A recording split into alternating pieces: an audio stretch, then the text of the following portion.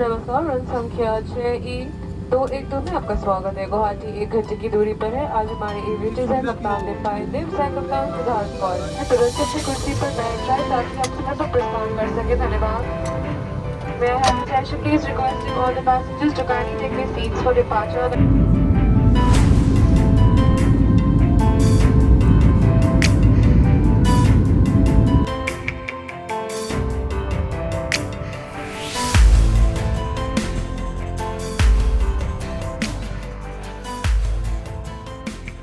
কেমন আছেন বন্ধুগণ? আশা করছি খুব ভালো আছেন। তো আপনাদেরকে প্রিভিয়াস দীঘা ভিডিওতেই আমি বলেছিলাম যে একটা বড় ট্রিপ করতে চলেছি। তো এখন ঘড়িতে বাজে 8:20। আমি এই মুহূর্তে আছি একটা জায়গাতে। ব্যাকগ্রাউন্ড দেখে যারা এসেছেন তারা হয়তো বুঝতে পেরে যাবেন জায়গাটা কোথায়, কিন্তু আমি এখন ডিটেলসে কিছু বলবো না। কারণ কি মানে আপনারা ভিউজ খুব কম দিচ্ছেন। তো ভিডিওটা আস্তে আস্তে দেখতে থাকুন, যত বাড়বে তত বুঝতে পারবেন যে আমি কোথাকার ট্রিপে এসেছি। তো চলুন ভিডিওটা বড় না করে আগে যাওয়া যাক।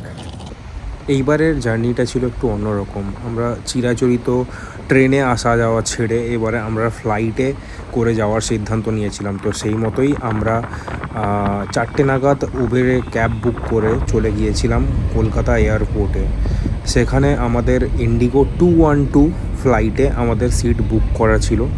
তো সেই মতো আমরা এয়ারপোর্টে ঢুকে আমাদের সিকিউরিটি চেকিং বাগেরা করে আমাদেরকে বাসে করে নিয়ে চলে যাওয়া হয়েছিল। একদম আমাদের ইন্ডিগোর যে ফ্লাইটটি বুক করা ছিল, মানে ফ্লাইটে টিকিট বুক করা ছিল, সেই ফ্লাইটের সামনে নিয়ে চলে গিয়েছিল। তো সেখানে আমরা বাকি অন্য আরও আশেপাশে ফ্লাইট ছিল, সেগুলোই দেখতে দেখতে আমরা উঠে পড়লাম ইন্ডিগোর আমাদের যে ফ্লাইটে সিট বুকিং ছিল তাতে। তো ওখানে কি বলবো, সিটগুলো আমার প্রচণ্ডই কনজেস্টেড লেগেছিলো। কারণটা আমি দেখাচ্ছি ভিডিওতে। তো ফ্লাইটটি যথাসময়েই টেক অফ করলো এয়ারপোর্ট থেকে। একটু ওপরে যেতেই কলকাতার মানে বাড়িঘরগুলি, অত বড় বড় অট্টালিকাগুলি একদম ছোট ছোট দেখাচ্ছিল। তখন আমি মনে মনে ভাবছিলাম যে মানুষ নিতান্তই প্রচণ্ড কমজোর একটি প্রাণী, যে প্রকৃতির কাছে একদমই নগণ্য বলা চলে। তো আস্তে আস্তে ফ্লাইট যখন গৌহাটির উদ্দেশ্যে এগিয়ে যাচ্ছে, সেই পথেই পড়ল আমাদের প্রিয় হুগলি নদী, এবং তার পাশেই ছোট্ট করে দেখা যাচ্ছিল হাওড়া রেলওয়ে স্টেশন। তো ব্যাপারটা যদি আকাশটা একটু ক্লিয়ার থাকতো, মেঘে ভরা ছিল, তো আকাশটা যদি আরেকটু ক্লিয়ার থাকতো তাহলে আরও ক্লিয়ারভাবেই দেখা যেত সব কিছু। বেশ ভালো লাগছিল দেখতে। আর আমিও পেয়ে গিয়েছিলাম একদম আমার পছন্দের সিট, যেটা হলো উইন্ডো সিট। আমার ট্রেনে 3AC-তে যেতে গেলে সাইড লোয়ারের যে উইন্ডো সিটটি থাকে সেটাতে বসতে ভালো লাগে। আর ফ্লাইটেও আমি উইন্ডো সিটই বুক করেছিলাম, বেশ ভালো লেগেছিল। তো তারপরেই আমি ফ্রেশ হওয়ার জন্য চলে গিয়েছিলাম ওয়াশরুমে। ওয়াশরুমটাও যথেষ্ট ছোট ছিল, দেখতে পাচ্ছেন কতটা ছোট ছিল, কিন্তু প্রচণ্ড ক্লিন ছিল। এই জন্যই হয়তো লোকে ফ্লাইটে যাওয়াটা বেশি প্রেফার করে লং ডিস্টেন্সের ক্ষেত্রে। আর চারিদিকে দেখতে পাচ্ছেন পুরো মেঘে ভর্তি, মেঘের মানে কি বলবো, বিছানা টাইপের বলা যায়। ইচ্ছে তো করছিল ঝাঁপ দিয়ে দিই ফ্লাইট থেকে, দিয়ে মেঘের মধ্যেই হারিয়ে যাই। তো তারপরে সিট আমি দেখাচ্ছি কেমন পেয়েছিলাম। সিটগুলো মানে প্রচণ্ড কনজাস্টেড ছিল। আমার তো মনে হচ্ছিল যে আমি যদি বন্দে ভারতে ট্রাভেল করতাম তাহলে মনে হচ্ছে আরও বেটার জার্নি আমি পেতাম। সিটগুলো মানে আমার মনে হয়েছে যে আমাদের ইন্ডিগোর ফ্লাইটের থেকে বন্দে ভারতের সিটে বেশি কমফোর্টেবলি ট্রাভেল করা যায়। আর মানে ওয়েদার খারাপের জন্য এয়ার টার্বুলেন্সে ফ্লাইটের হাল কী হচ্ছিলো, আমাদের ছাতিও মানে হার্ট পুরো ধুকধুক করছিল ভয়তে। তো একটু কেঁদ মেরে আমি মোটামুটি একটা ছোট্ট ভিডিও আমি তুলে ধরলাম। তো বেশ জার্নিটা আমি এনজয় করছিলাম অ্যাকচুয়ালি। 30 minutes later. গৌহাটি যাওয়ার পথে যে পাহাড়গুলি দেখতে পাওয়া যায় সেগুলি অ্যাকচুয়ালি মেঘালয়ের পাহাড়। তো পাহাড়গুলি বেশ ভালো লাগছিল দেখতে। তার মধ্যেই মানে পাহাড়গুলিতেই আটকে ছিল এরকম টাইপের মেঘ, বেশ সুন্দর লাগছিল দেখতে। এই পাহাড় দেখতে দেখতেই আমরা একদম ঠিক টাইম মতোই পৌঁছে গেলাম লোকনাথ বরদলৈ ইন্টারন্যাশনাল এয়ারপোর্টে। আপনারা চাইলে ট্রেনেও গৌহাটি আসতে পারেন।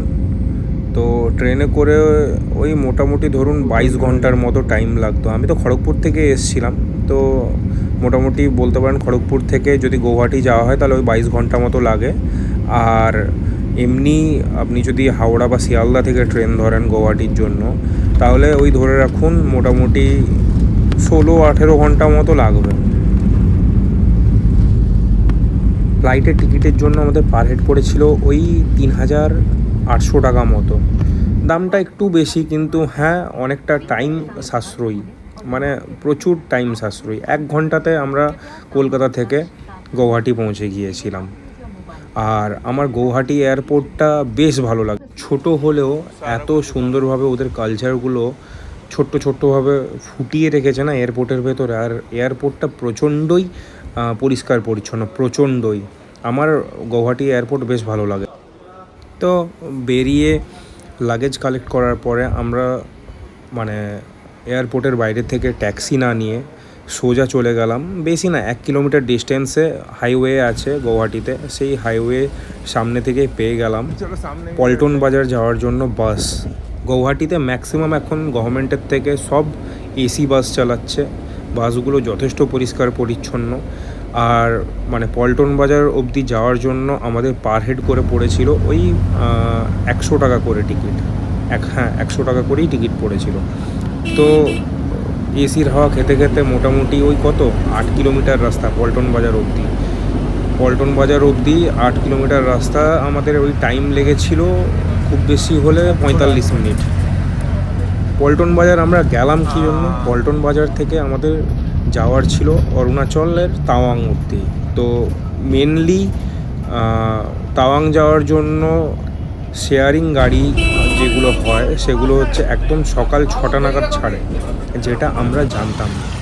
তো না জানার জন্যই আমরা পল্টন বাজার বাস স্ট্যান্ড থেকে গাড়ি না পেয়ে আমরা অনলাইনেই রেড বাসের থ্রু দিয়ে টিকিট বুক করে নিয়েছিলাম। পার হেড করে 1300 টাকা করে পড়েছিল বাসের জন্য।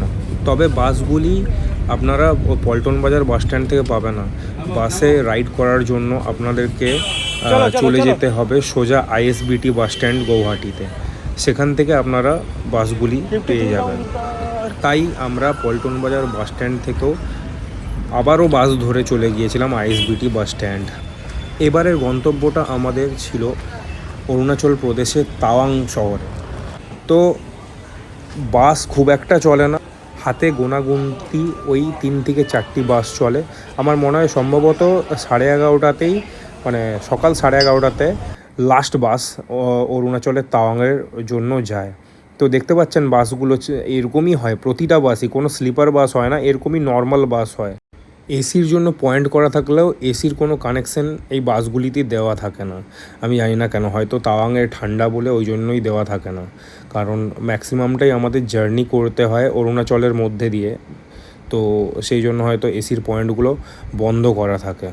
আমরা পৌঁছে দেখি বাসের চাকা পাংচার হয়ে গিয়েছিল, তাই নর্মাল যেটা টাইম ছিল 11:30, সেই 11:30টার জায়গায় আমাদের বাস 12:30 নাগাদ আইএসবিটি বাস স্ট্যান্ড থেকে ছেড়ে অরুণাচলের তাওয়াংয়ের উদ্দেশ্যে বেরিয়ে যায়। তো দেখতেই পাচ্ছেন গৌহাটি এবং তার আশেপাশের সৌন্দর্য কতটা মানে উপভোগ্য।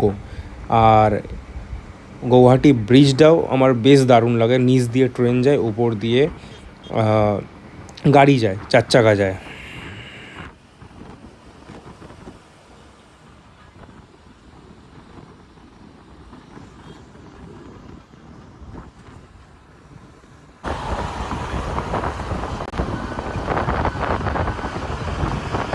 অরুণাচল যাওয়ার পথে আমাদের বাস দাঁড়িয়েছে একটা ননভেজ রেস্টুরেন্টে, যেটা দেখতে ঠিক এরকম আমার দেখতেই পাচ্ছেন। তো এখানে আমরা লাঞ্চটা সারবো। এখন দুপুরে বাজে 2:30। তো আরও আগে যা হচ্ছে তা দেখাবো। আপাতত লাঞ্চটা করি, খিদেটা প্রচণ্ড পেয়েছে। তো চলুন কন্টিনিউ করা যাক লাঞ্চের টেবিলে। এই ছিল মেনু। মঙ্গলবার থাকার কারণে আমরা নিয়ে নিয়েছিলাম ভেজ থালি। আর ভেতরের অ্যাম্বিয়েন্সটা দেখতে পাচ্ছেন এরকম অন্ধকারময় ছিল, কারণ বাইরে প্রচণ্ডই মেঘ হয়েছিল।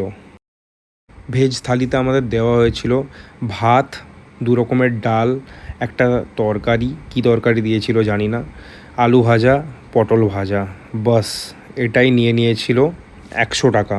যে মানে খুব ভালো ছিল সেটাও বলবো না, ভালো ছিল সেটাও বলবো না, খুব খারাপ ছিল সেটাও বলবো না, তবে খাওয়া গিয়েছে এই আর কি। কি বলবো, মানে পেট ভরেছে আর কি। মানে 2-3 রকমের ডাল, একটা সবজি ঠিকঠাক না, কী তরকারি দিয়েছিল ভগবান জানে, আমি তো বুঝতে পারিনি। আর আলু ভাজা দিয়েছিল।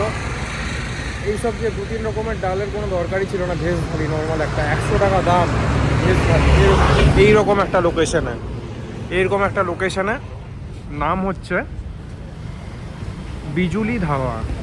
তো এইরকম একটা লোকেশনে 100 টাকার থালি, মানে এত খারাপ টেস্ট, হাইওয়ের উপরে মানে ধাবা টাইপ বলা যেতে পারে।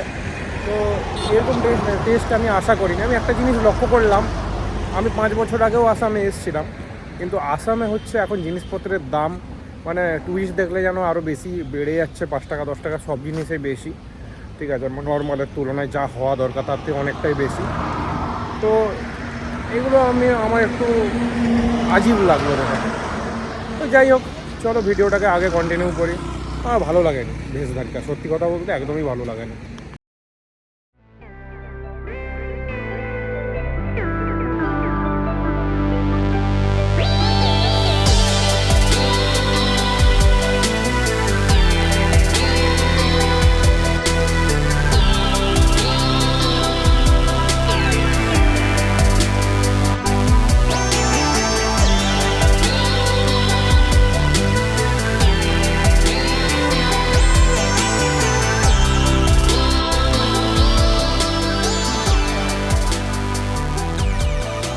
বাস আমাদেরকে প্রচণ্ড ঘুরিয়ে ঘুরিয়ে নিয়ে যাচ্ছিল। মানে গৌহাটি থেকে আপনার তেজপুর হয়ে মানে প্রায় 510 কিলোমিটার রাস্তা আমরা ট্রাভেল করেছি বাসে, তাও স্লিপার বাস নয়, সিটার বাস ছিল।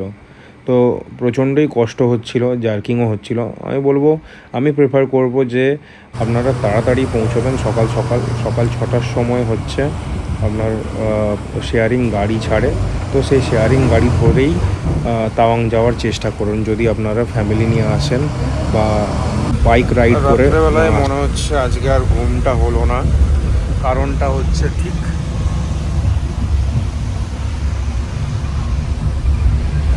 বাইরে আমি অন্ধকারে দেখাতে পাচ্ছি না, এতটাই অন্ধকার হয়ে গেছে, কিন্তু সাউন্ড শুনে বুঝতেই পারছেন যে গাড়িটা এরকম পাহাড়ি রাস্তাতে, মানে বাসটা আমাদের এরকম পাহাড়ি রাস্তাতে কতটা স্পিডে চালাচ্ছে, কতটা জার্কিং হচ্ছে। আমি বলবো যে আমাদের মতো বাসের চক্করে পড়বেন না। আর অরুণাচল আমি বলবো ভালো জায়গা হলেও হতে পারে, দেখতে হবে গিয়ে, কিন্তু মানে আমার মতো বলে বাসের এই জার্নিটা স্কিপ করে দেওয়াই বেটার। একটু পয়সা খরচ হবে, কিন্তু শেয়ারিংওয়ালা গাড়ি বা আপনার হচ্ছে প্রাইভেট কার বুক করে তবে অরুণাচল ট্রিপ করবেন, বা নিজেদের বাইক থাকলে বাইক ট্রিপও করতে পারেন।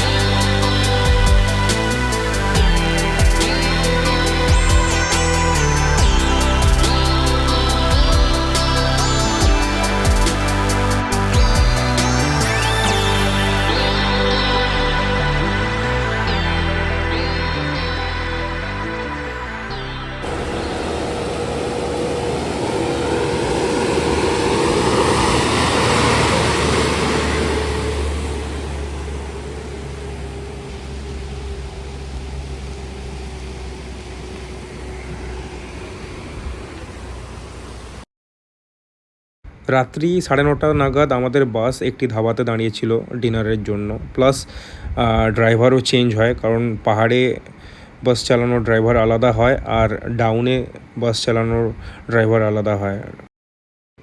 এখানেও আমরা নিয়ে নিয়েছিলাম ভেজ থালি, 2 রকম ভাজা, ডাল, শাক আর চাটনি দিয়েছিল একটা লঙ্কার। হোটেলটার নাম হচ্ছে ইয়ংড্রাং সেসা দেবী হোটেল। আমি জানি না লোকেশনটা এক্স্যাক্ট কোথায়, আমাকে গুগল ম্যাপ দেখতে হবে। তো খাবার দাবার ঠিকঠাক ছিল, মানে 3-4 রকমের ভাজাভুজি দিয়েছিল, ডাল ভাত। আমরা ভেজই নিয়েছিলাম, আজকে মঙ্গলবার যেহেতু ওই জন্য ভেজই নিয়েছিলাম।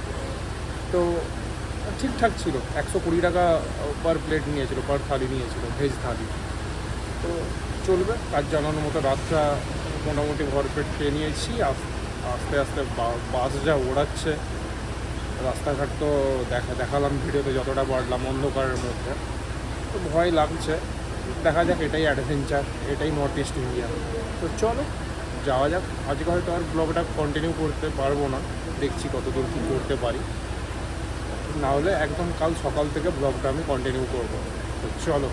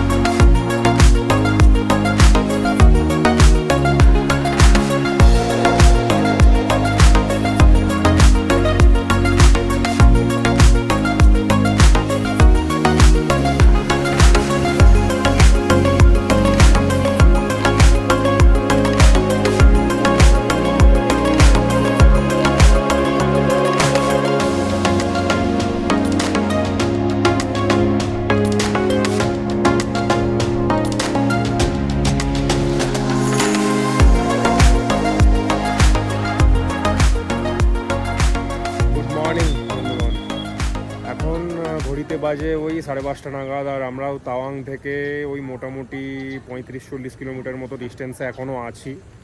তো সারা রাত বাসে, মানে কি বলবো, এত জার্কিং হয়েছে, জার্কিংয়ে মোটামুটি ঘুম খুব একটা ভালো মতো হয়নি। যতটুকু হয়েছে মোটামুটি ঠিকঠাকই হয়েছে, খারাপ হয়নি। তো আমরা এখন আছি চারিদুয়ার তাওয়াং হাইওয়ের ওপরে নর্থ ইস্ট ধাবা নামে একটি ধাবাতে। ওখানে আমরা ব্রেকফাস্ট সকালে করব। ফ্রেশ হওয়ার জন্য এখানে একটি স্টপ দিয়েছে বাস। তো মানে কি বলবো, সারা দিনটা জার্নি করে করে কোমরের অবস্থা খারাপ হয়ে গেছে। কাল কটায়, দুপুর 12:30টার সময় বাসে চেপেছি, এখনও অবধি পৌঁছতে পারিনি তাওয়াংয়ে। এখন বাজে 5:30। তো ভাবুন অবস্থা।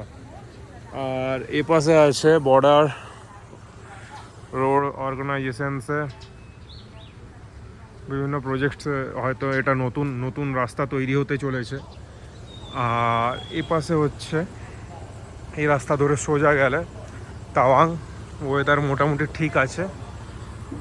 আর এই হচ্ছে নর্থ ইস্ট ধাবা। এখানে যত বাইকার এসেছেন সবার স্টিকার মোটামুটি লাগানো আছে, আমাদের ওয়েস্ট বেঙ্গলেরও আছে।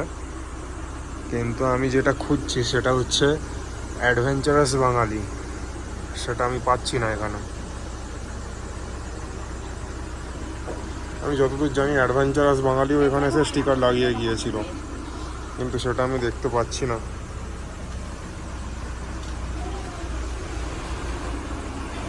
এখানে আমরা নিয়ে নিয়েছিলাম লেমন টি আর বিস্কিট। এরকমভাবেই ওরা সার্ভ করে সবাইকে।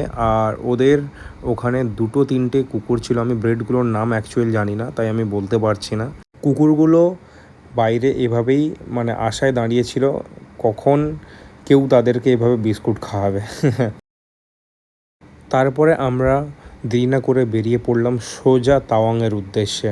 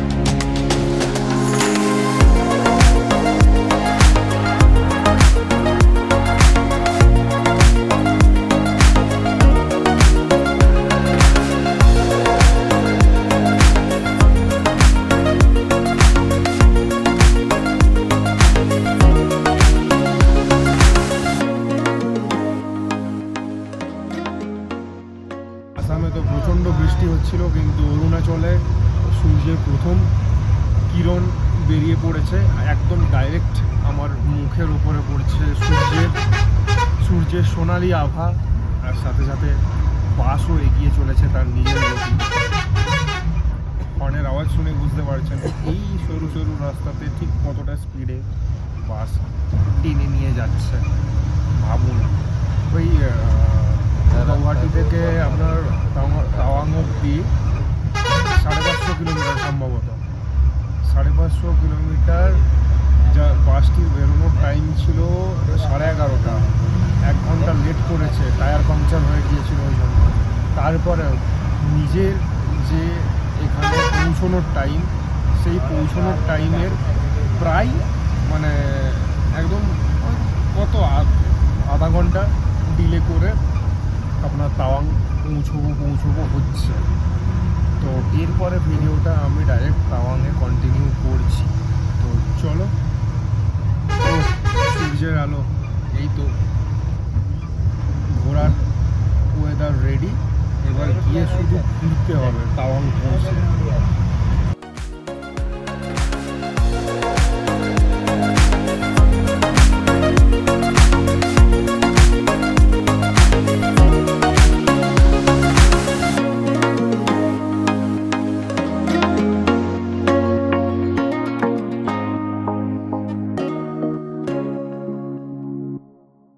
ফাইনালি আমরা পৌঁছে গিয়েছি তাওয়াং বাস স্ট্যান্ডে, আর রুমও বাস স্ট্যান্ডের এখানেই নিয়ে নিয়েছি।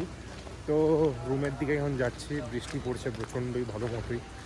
তো রুমে গিয়ে পরের পার্ট কন্টিনিউ করছি। আপাতত বাই বাই, প্রচণ্ড টায়ার্ড, হাত পা প্রচণ্ড ব্যথা করছে। চল।